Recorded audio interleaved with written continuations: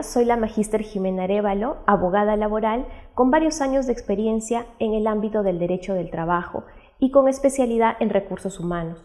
En esta oportunidad vamos a hablar de los principales derechos que tiene todo trabajador. Vamos a abordar desde el vínculo laboral, es decir, desde antes, lo preexistente al vínculo. Vamos a hablar de los derechos también que se encuentran dentro de este vínculo laboral y también al momento del cese. Para empezar, vamos a preguntarnos cuál es el principal derecho laboral. Y ustedes se preguntarán, ¿existe realmente un principal derecho laboral? Pues sí, de hecho, es el primer derecho que da lugar a los demás derechos del trabajo. Vamos a hablar de lo que es el derecho del trabajo propiamente, el derecho a tener un trabajo. Para ello es importante mencionar a la Constitución Política del Perú, que en el artículo 22 nos habla de que el trabajo es un derecho y además es un deber social. ¿Qué significa? Que la sociedad debe garantizar que una persona pueda desenvolverse o desarrollarse en un centro de trabajo. Y además nos habla de que es base del bienestar social y un medio de realización de la persona. Es a través del derecho del trabajo en el que la persona se va a sentir desarrollada, a gusto, es decir, y va a poder también satisfacer sus necesidades básicas, esenciales.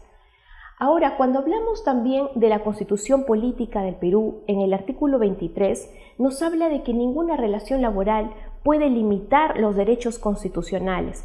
¿Qué significa esto? Muchas veces nos olvidamos de que la Carta Magna, es decir, esta Constitución, protege y garantiza un derecho del trabajo vinculado al ámbito de los derechos constitucionales y simplemente el empleador se queda en la idea de que debe realizar todos los procesos o procedimientos que establecen las normas laborales de manera general.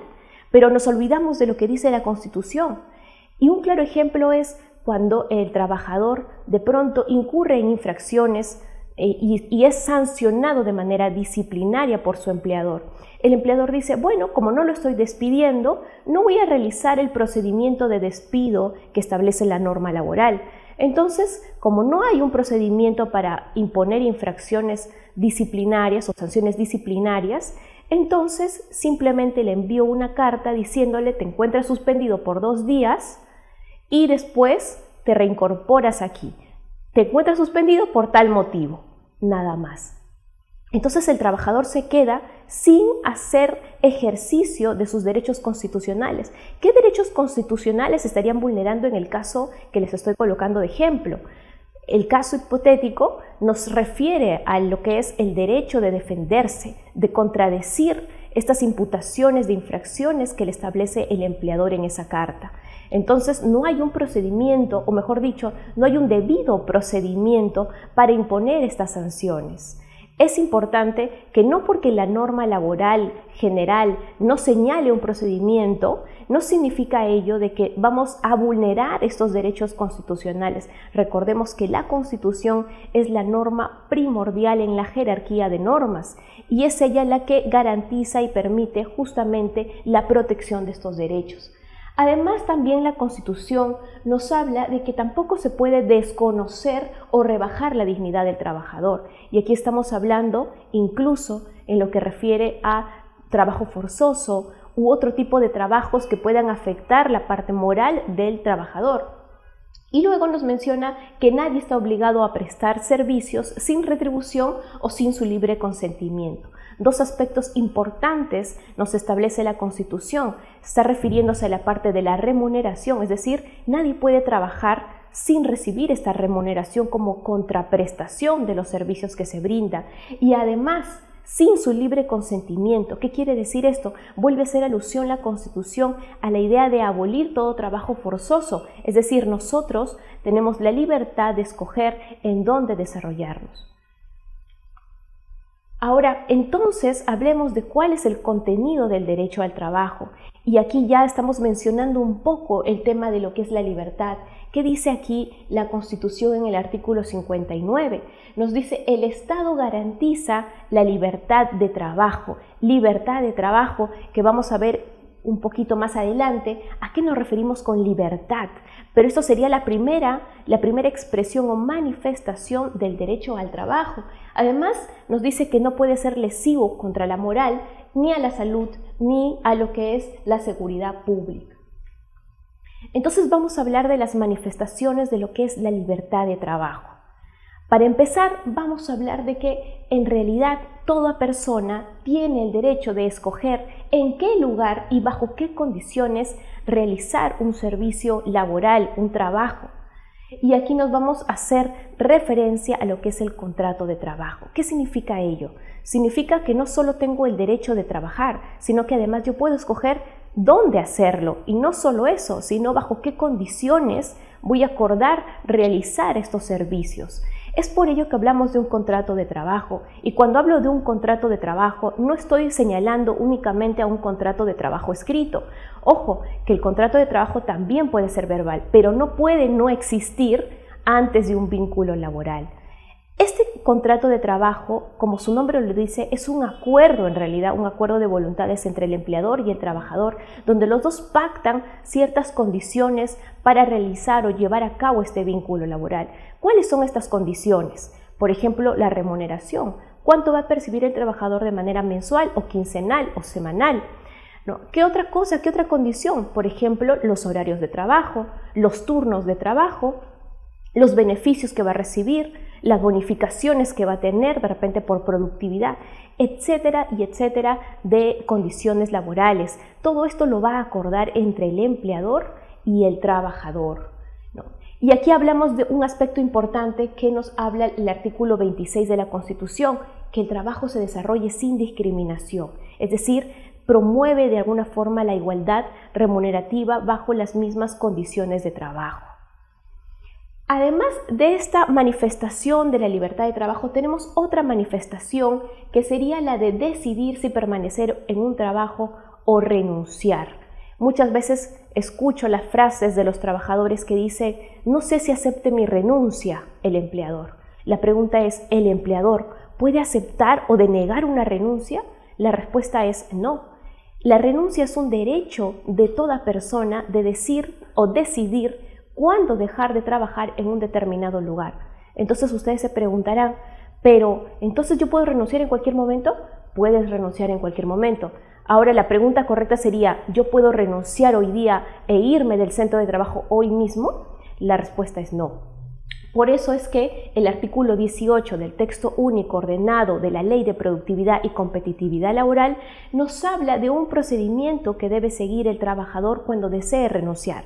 Es decir, ¿el trabajador puede renunciar en cualquier momento? Sí, pero tiene que hacerlo considerando realizar el aviso previo de 30 días calendarios que establece este artículo. Y no solo eso, también dice que el empleador puede exonerarle de estos 30 días de preaviso o incluso, ya sea de manera voluntaria por el empleador o sea contestando una solicitud del trabajador que le solicita justamente la exoneración de estos 30 días, ¿no? El empleador puede aceptar o puede rechazar esta solicitud. Cuando rechaza esta solicitud de exoneración, lo tiene que realizar dentro de los 3 días que establece la norma después de haber sido presentada esta solicitud. De no hacerlo dentro de estos 3 días, estamos hablando de que ha aceptado tácitamente esta exoneración. Por eso es importante que el empleador realice esta denegación por escrito, porque así lo establece la norma, debe ser por escrito, cuando no desea exonerarle de estos 30 días de preaviso. Esta norma en realidad, si bien protege el derecho que tiene toda persona a renunciar, también está protegiendo de alguna forma todas las ventajas y desventajas que podrían ocurrir cuando un trabajador renuncia a un centro de trabajo, porque recordemos que el empleador también se perjudica justamente cuando un trabajador decide salir de la empresa o cesar. Ahora vamos a hablar de qué es lo que ocurre al ingresar a laborar. ¿Qué derechos están inmersos? ¿Qué derechos preexisten a un vínculo laboral? Y aquí hablamos de que el trabajador tiene derecho a ser reconocido justamente como un trabajador. ¿Esto qué implica? Implica que es falso aquello que dicen los empleadores a sus trabajadores cuando ingresan a laborar, que le dicen: por el periodo de prueba de 3 meses vas a ingresar como locador de servicios, porque es el periodo de prueba, pero ya después de los 3 meses que tú pasas, recién voy a ingresarte o a inscribirte en lo que es la planilla electrónica. Eso muchas veces dicen los empleadores. Entonces, temporalmente, durante esos 3 meses, realmente no se le está reconociendo como trabajador. Estamos hablando de que este trabajador tiene en realidad una naturaleza civil y no laboral, ¿no? Entonces, es muy importante considerar que antes de ingresar a un centro de trabajo, uno debe ser reconocido como trabajador. ¿Cómo se le reconoce como trabajador a una persona?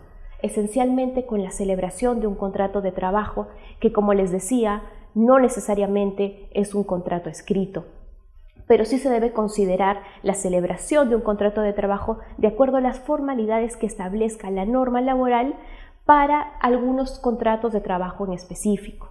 Y por aquí es importante también señalar que no cualquier contrato de trabajo ya está otorgando este derecho a ser un trabajador formal, no. También es importante saber qué tipo de contrato va a tener un trabajador. Es decir, no solamente tengo el derecho como trabajador de tener un contrato de trabajo, sino además de tener uno que corresponda a la naturaleza y a la duración de las labores que yo realizo.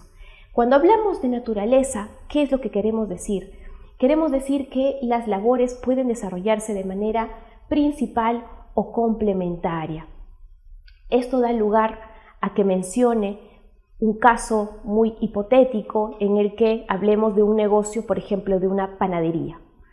Cuando hablamos de una panadería, uno dice, bien, ¿cuáles son las labores principales, por ejemplo? ¿Cuál es la labor principal de una panadería?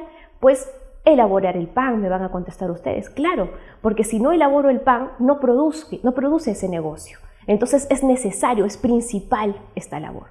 Pero ¿qué labor dentro de una panadería no sería principal, sino complementaria? Vamos a imaginar que de repente pongo a un vigilante en la panadería. Entonces, al poner al vigilante, el vigilante no va a realizar las labores principales. No quiere decir que no sea necesario, es necesario de repente para la seguridad del negocio, pero no va a realizar labores propias o principales al rubro del negocio, porque está realizando una labor de naturaleza complementaria. Ahora, cuando hablamos de la duración, vemos que tenemos las labores que pueden ser permanentes o que pueden ser temporales. Entonces, volvamos al caso de la panadería. ¿Cuál labor es permanente? ¿Cuál labor sí o sí se va a requerir siempre, todo el tiempo? Justamente la labor principal, que es la elaboración del pan. Siempre se va a requerir a una persona que elabore el pan. Entonces va a ser una labor también de duración permanente. ¿Y cuál va a ser una duración temporal? Sigamos con el ejemplo de la panadería. Imaginémonos que este trabajador, que en este caso sería el panadero, el que elabora el pan, sufre un accidente de trabajo. ¿Qué pasa con este trabajador? Este trabajador decide tener, o mejor dicho, le entregan un descanso médico por 3 meses. La panadería se queda sin este panadero, entonces tiene que contratar a otra persona. Va a contratar a otra persona para desarrollar labores de naturaleza principal, porque va a elaborar el pan, pero ya no de naturaleza permanente, porque solamente está siendo contratado por un determinado tiempo, por los 3 meses en que descansa el trabajador principal, el trabajador que se ha ido con un descanso médico, ¿cierto? Entonces, aquí estaríamos hablando de una labor principal que ha sido contratada de manera temporal, de duración temporal.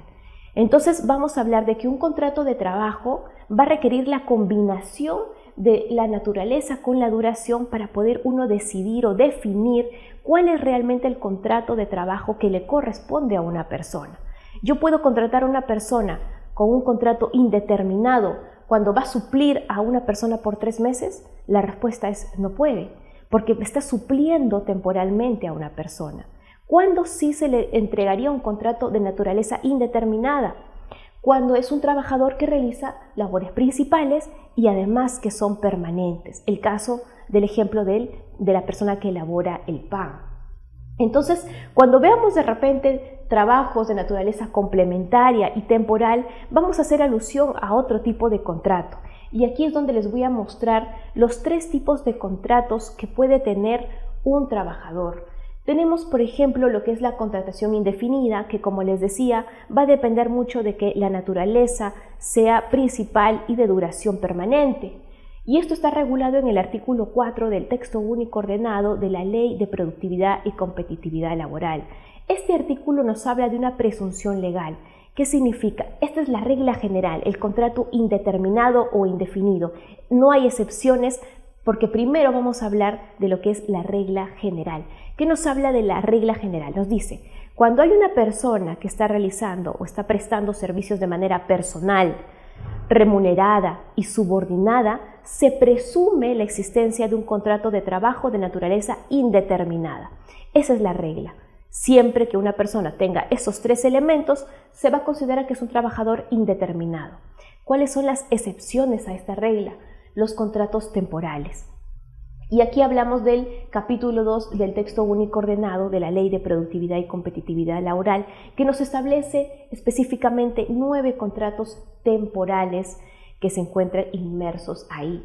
Ahora, cada contrato temporal va a tener una razón de ser. Por ejemplo, el caso que les mencionaba de quien va a suplir al trabajador principal. Este contrato es un contrato de naturaleza de suplencia, es de suplencia.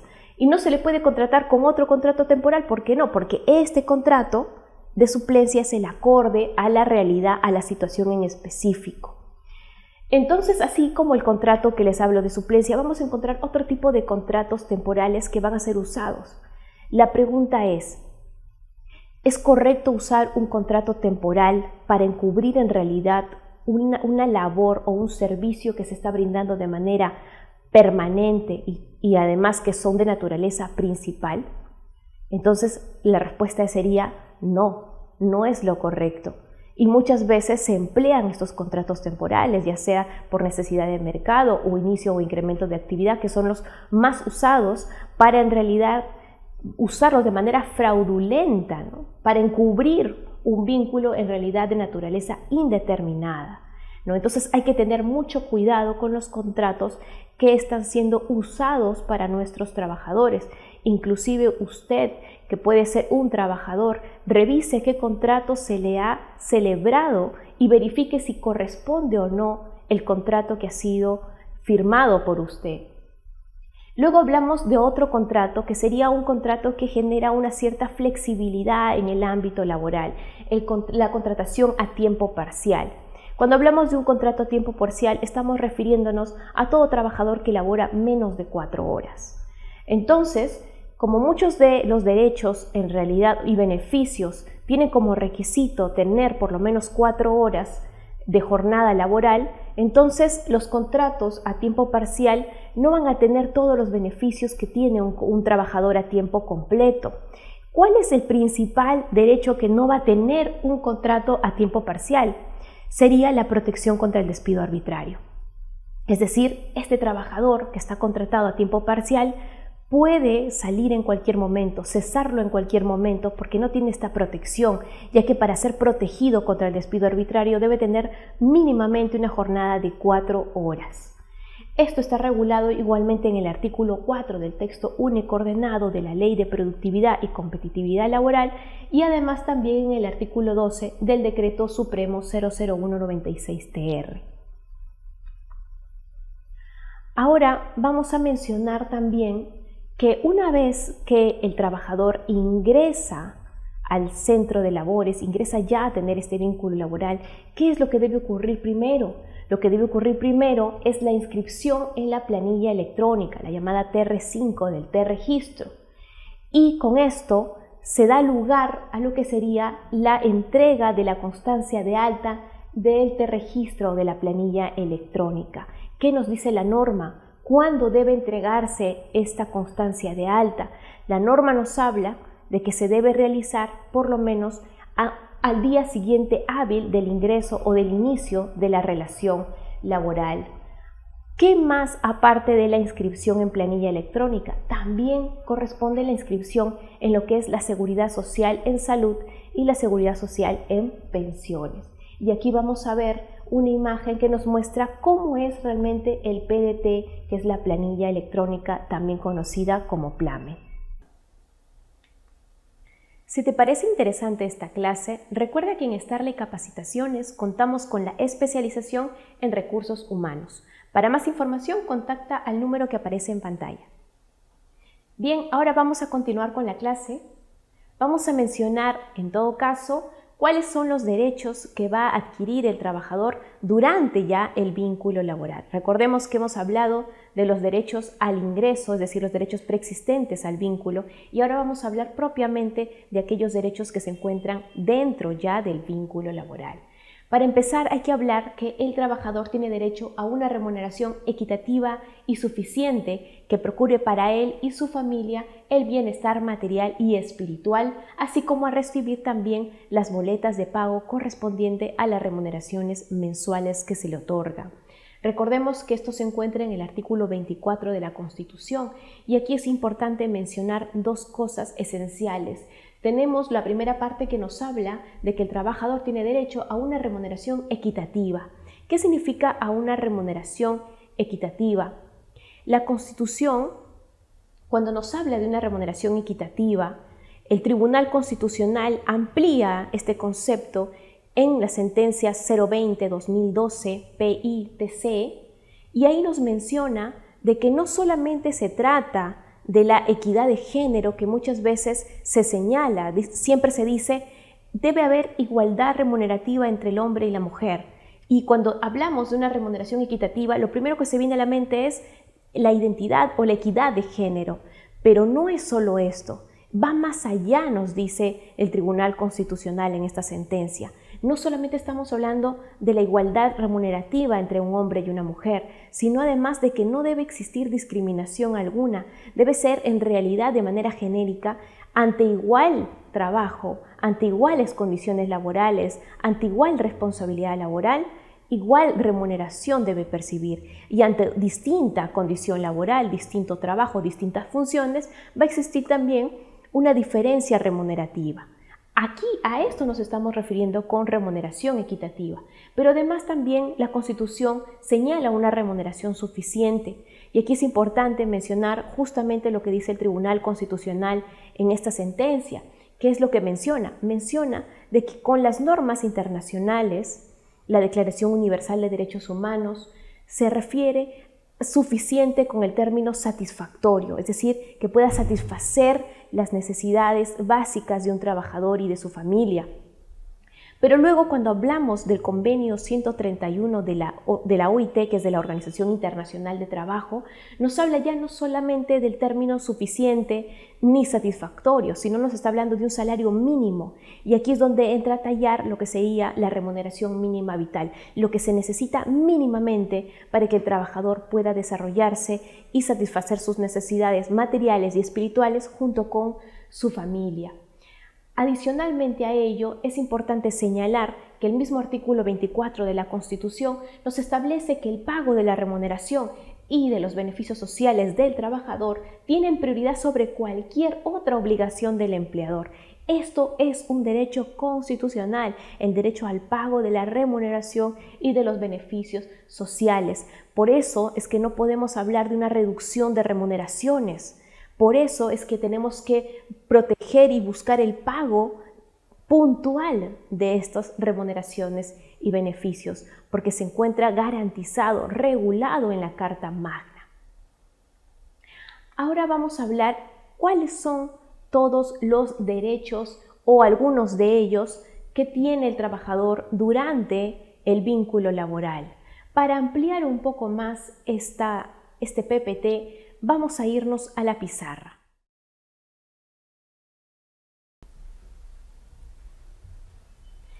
Bien, entonces como hemos mencionado, ya abordamos los que son los derechos al ingreso en el centro de trabajo, en este vínculo laboral.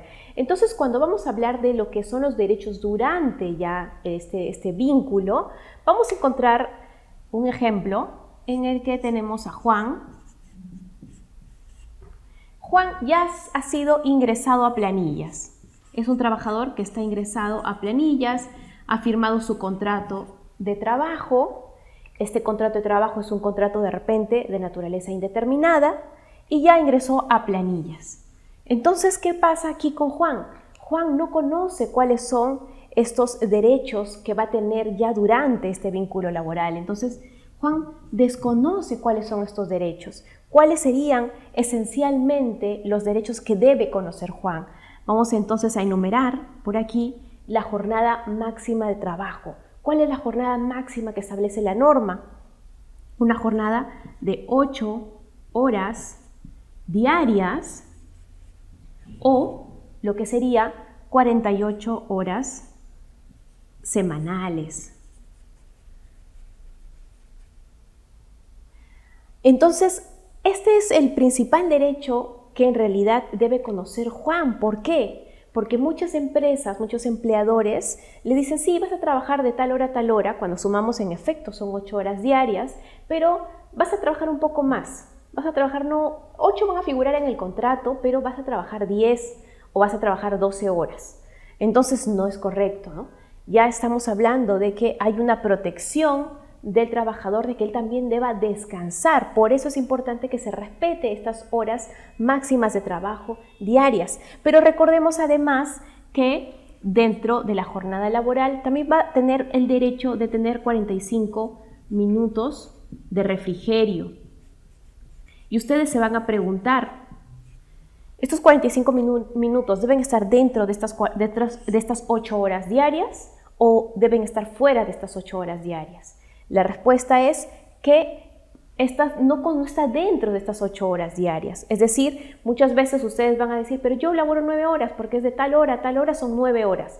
Claro, porque 1 hora se les está dando de refrigerio, que en este caso la norma nos habla de que mínimamente tienen que ser 45 minutos continuos de refrigerio. Es decir, si les dan 1 hora, no es correcto. Además de este derecho, vamos a tener un segundo derecho que es el descanso semanal. El descanso semanal, que recordemos, es un descanso obligatorio remunerado. ¿Qué quiere decir esto?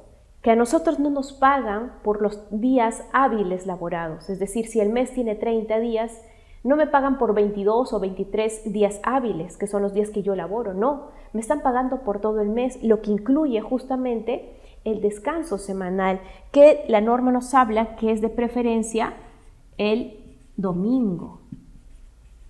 Pero ustedes dirán, pero yo no trabajo tampoco el sábado. Correcto, se les está pagando el sábado y el domingo. ¿Por qué? Porque la norma tampoco nos dice que tenga que ser un día de descanso semanal. Dice que tienen que descansar por lo menos 24 horas continuas, por lo menos mínimamente 24 horas continuas, que de preferencia es el domingo. Pero no es el único día que puede descansar el trabajador. E igualmente se debe pagar. ¿Y cómo se paga este día domingo? Se paga como si ese día estuviera laborando. Es una remuneración ordinaria, diaria, que es la que percibe habitualmente el trabajador.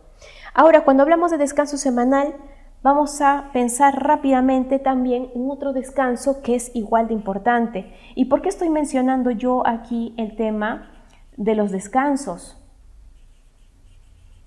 ¿Por qué? Porque este descanso en realidad lo que busca es proteger al trabajador de las jornadas arduas, es decir, del cansancio físico. Estamos hablando incluso de la salud del trabajador, de la vida del trabajador. Entonces es importante el descanso, es fundamental el descanso para el trabajador. Por eso hablamos de lo que son los descansos como algo importante para el desarrollo de la labor, en este caso del ejemplo de Juan. Vamos a hablar entonces también del descanso anual.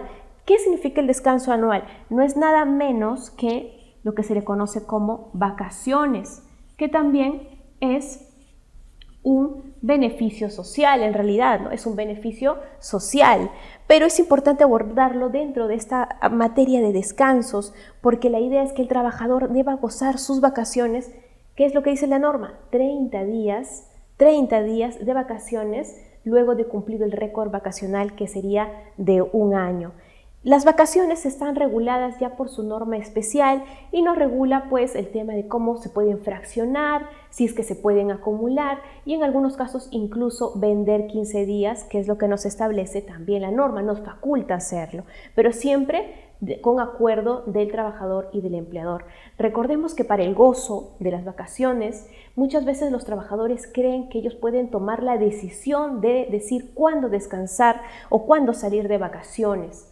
y realmente la norma lo que dice es que sí, que si bien es cierto se debe llegar a un acuerdo con el empleador, también nos dice de que cuando no hay acuerdo es el empleador el que decide cuándo gozar estas vacaciones. Entonces estamos en una idea errada de que solamente yo como trabajador decido cuándo gozar.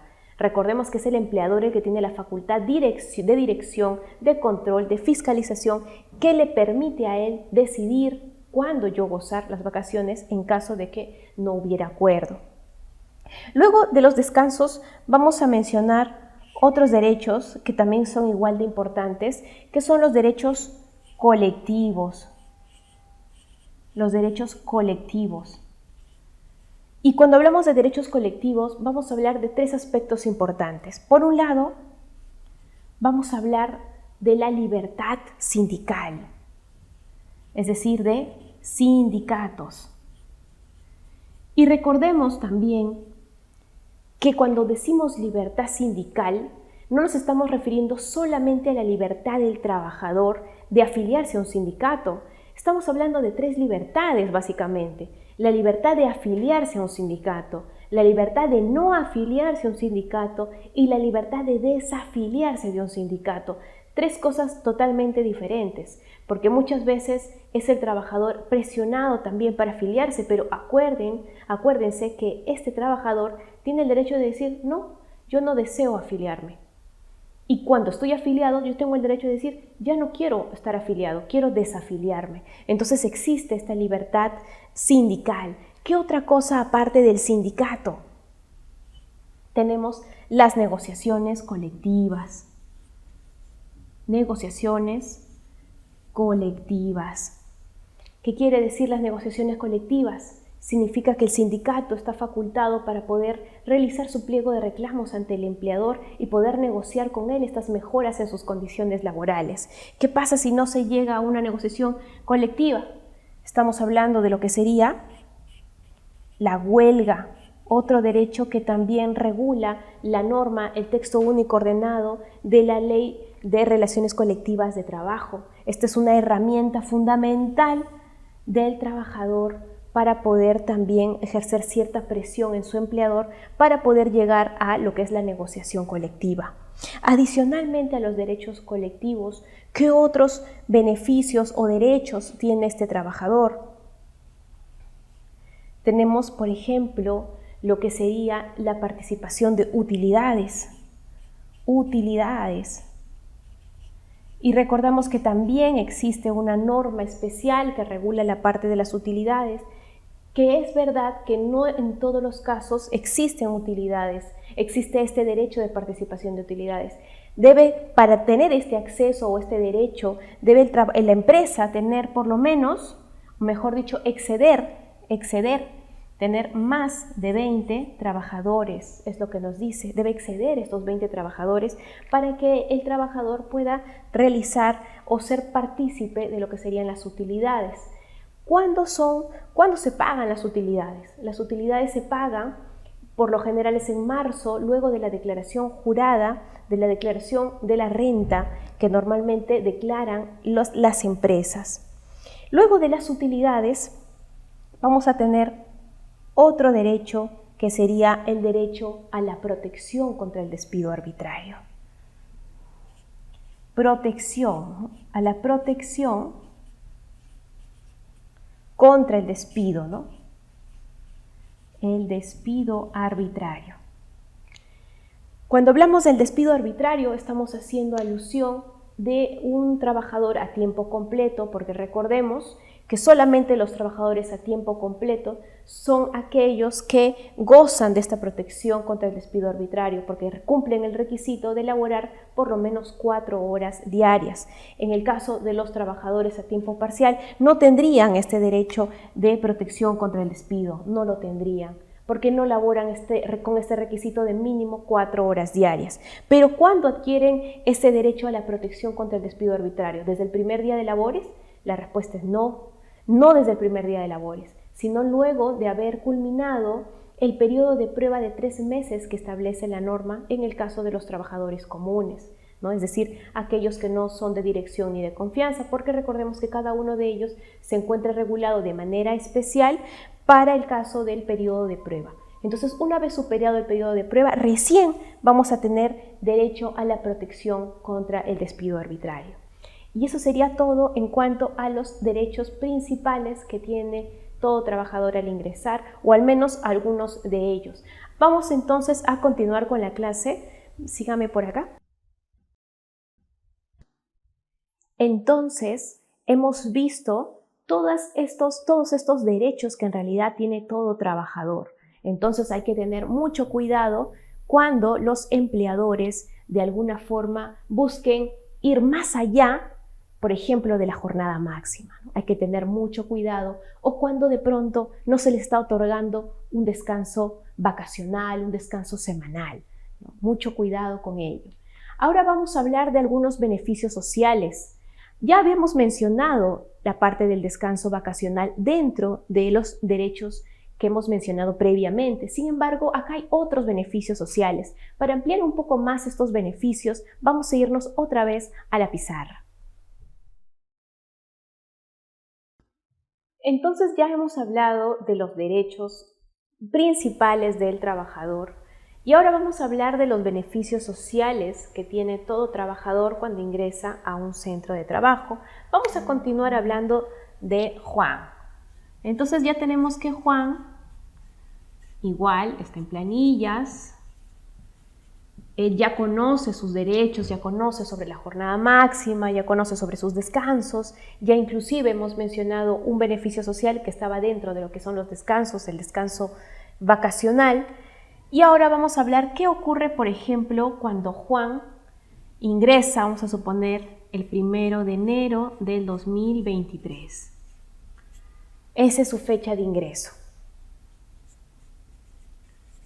Entonces, imaginemos que Juan está laborando correctamente, está laborando enero, está laborando febrero, y de pronto llega julio del 2023. ¿Cuál va a ser este beneficio que va a tener Juan en julio? Pues va a tener lo que se conoce como gratificación. Consiste en una remuneración habitual, ordinaria, que percibe el trabajador, ¿no? Para este beneficio hay que considerar los conceptos remunerativos, los que se tienen que computar. Ahora, ya hablamos de la gratificación que se paga en julio, pero exactamente ¿qué día de julio? La norma nos dice que tiene que ser hasta el 15 de julio. Lo mismo ocurriría si fuera en diciembre, sería hasta el 15 de diciembre. Ahora, ya hablamos de la gratificación. ¿Qué otro beneficio social tenemos? Bueno, si labora en mayo Juan y labora en noviembre, igual del 2023, entonces va a tener el derecho o el beneficio de la CTS. Recordemos que este es un depósito, es decir, no es un pago directo a Juan, no es un pago directo a este trabajador. Es un depósito que se realiza a una entidad financiera elegida por el trabajador. Igualmente se van a considerar los conceptos remunerativos computables que lo establece pues la norma especial de CTS. Adicionalmente a la gratificación y a la CTS, ¿qué otros beneficios tendría o que debería considerar Juan? ¿Qué pasa si Juan, por ejemplo, labora en una jornada, una jornada mayor a las 8 horas diarias que habíamos mencionado que era la jornada máxima? Entonces, de repente realiza una jornada con sobretiempo, lo que se le conoce como horas extras, ¿no? Lo que se le conoce como horas extras. En este caso, Juan va a tener también derecho a percibir lo que sería el 25% de sobretasa, para las 2 primeras horas y el 35% para las horas que sumen a estas 2 horas que se pagaron inicialmente con 25%. Entonces así va a tener Juan pues la posibilidad de tener una sobretasa. Ojo que aquí hay que tener en cuenta que puede el trabajador compensar, ¿no? Y para esto inclusive hay empleadores que le inventan lo que se conoce como el banco de horas. Es decir, puede que no quiera pagarle el empleador esta sobretasa al trabajador. Entonces le dice, mira Juan, no te voy a pagar estas sobretasas que establece la norma, pero vas a compensar, es decir, vas a sustituir estas horas laboradas por días de descanso. Entonces, si tú juntas de repente 8 horas de horas extras, entonces vas a poder disfrutar de repente de un día de descanso. Luego, entonces, tenemos ya la gratificación, tenemos la gratificación, la CTS y el sobretiempo. Y ahora vamos a hablar de qué pasa si Juan, por ejemplo, tiene hijos. Si Juan tiene hijos, va a recibir este beneficio de la asignación familiar. ¿Qué nos dice la norma? La norma nos habla de que la asignación familiar es el 10% de la remuneración mínima vital, que en este caso, si la remuneración es de 1.025, ¿cuál sería la asignación familiar que se le debe otorgar? 102.5 soles. Esa sería la remuneración mínima vital, mejor dicho, la asignación familiar considerando la remuneración mínima vital que recibiría Juan de tener hijos, ya sea uno o más hijos menores de 18 años, así como también aquellos hijos que pasada la mayoría de edad continúen estudiando, ¿no? Entonces, en ese caso, incluso la norma permite que pueda mantener disfrutando de este beneficio. Igualmente pasaría para aquellos hijos mayores de 18, pero que tienen también alguna discapacidad, de acuerdo a la reciente norma que salió respecto de la asignación familiar. Bien, esos serían todos los beneficios sociales, digamos, más importantes que abordamos en la clase del día de hoy. Vamos a continuar en todo caso con los siguientes derechos. Bien, y así como estos beneficios sociales, vamos a encontrar algunos otros, incluso que el empleador pueda otorgar de manera a liberalidad de este. Ahora vamos a hablar de aquellos derechos que se encuentran ya al finalizar este vínculo laboral. Tenemos en este caso lo primero y de repente lo más importante, la Carta de Liberación de CTS, un documento que recibe el trabajador para poder hacer uso de este derecho o de este beneficio social que hemos abordado anteriormente, para poder justamente ir al depositario, que en este caso es la entidad financiera, y poder decidir recuperar este dinero que ha sido depositado tanto en mayo como en noviembre de cada año en que se prestó servicios. Sin esta carta de liberación, el trabajador, recordemos, no va a poder disfrutar de este beneficio que, recuerden, es un beneficio de auxilio al trabajador. ¿Qué significa un beneficio de auxilio? Significa que cuando este trabajador cesa, no va a tener ingresos mensuales, probablemente hasta que se reincorpore un nuevo trabajo. Entonces, este beneficio le permite subsistir en este periodo de tiempo en el que el trabajador no cuenta con un trabajo propiamente. Por eso es muy importante el otorgamiento de la Carta de Liberación de CTS. Adicionalmente a esta carta también tenemos lo que es la entrega del certificado de trabajo. Igualmente es un documento importante que se debe entregar a las 48 horas de haber cesado en la empresa. No solamente sería la entrega del certificado de trabajo, sino también lo que es la entrega de la hoja de liquidación de beneficios sociales y adicionalmente el pago de esta liquidación. ¿Qué incluye esta liquidación de beneficios sociales? Muchas veces se dice, me van a liquidar, pero ¿cuánto me van a liquidar? Algunos mencionan los trabajadores, a este trabajador que cesó le han pagado 15.000 soles, pero a mí me han pagado solo 4.000. ¿Por qué? ¿Por qué esta diferencia si yo he estado más tiempo que él en el trabajo? Entonces se cree que la liquidación de beneficios sociales es como un monto que el empleador decide otorgarle a un trabajador porque trabajó tanto tiempo, pero no es así. La liquidación de beneficios sociales es un documento en el que se establece, se calcula todos aquellos adeudos laborales que tiene el empleador con su trabajador que de repente no fueron pagados en su oportunidad, y adicionalmente se coloca aquí los montos que son de los periodos truncos de estos beneficios. ¿Qué quiere decir ello? Quiere decir que si yo, por ejemplo, me fui antes de que me paguen mi gratificación de julio, cesé antes de julio, vamos a suponer que cesé de repente en mayo, entonces obviamente lo de julio no me han pagado y no me van a pagar porque ya cesé. Entonces la liquidación de beneficios sociales va a tener aquí el periodo trunco de esta gratificación que correspondía ser de julio solamente por los meses que yo laboré, ¿no? Así como la gratificación va a ocurrir con la CTS, va a ocurrir con las vacaciones que no se llegaron a gozar, y todos estos periodos truncos se van a tener que pagar en esta liquidación de beneficios sociales. Esto hace la diferencia de un trabajador con otro. Puede que a un trabajador se le haya pagado estos adeudos durante el vínculo laboral y puede que a otro no se le haya pagado. Entonces, obviamente, al que no se le ha pagado va a tener mayor liquidación de beneficios sociales que el primer trabajador. Adicionalmente a esta entrega y pago de liquidación, que se debe realizar igualmente a las 48 horas de haber cesado, también tenemos lo que es la constancia de baja en el T-registro. Esta constancia de baja, la norma en realidad no lo establece como una obligación propiamente del empleador, pero sí dice que puede el trabajador solicitar esta constancia de baja. Y cuando lo solicita, ahí sí existe la obligación del empleador de entregar la constancia de baja.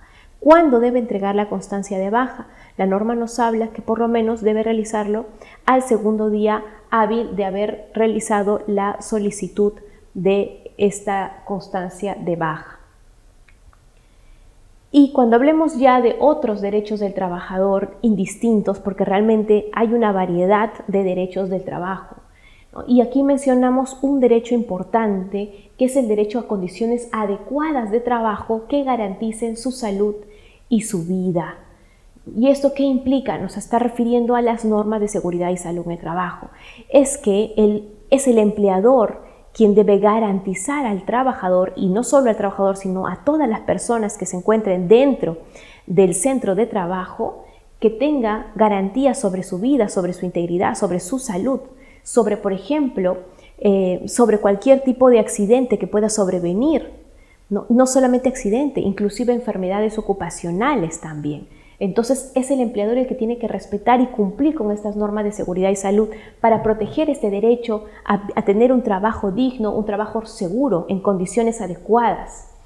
Adicionalmente a las normas de seguridad y salud en el trabajo, también tenemos otros derechos como es, por ejemplo, el derecho a un seguro de vida ley que se debe realizar desde el primer día de labores. Y además también este derecho de seguro vida ley busca justamente cubrir aquellos casos de invalidez y fallecimiento. Finalmente, por mencionar otros derechos, vamos a encontrar la licencia por maternidad, que es pre y postnatal, que en total serían 98 días, es decir, 49 días de licencia prenatal y 49 días por licencia postnatal.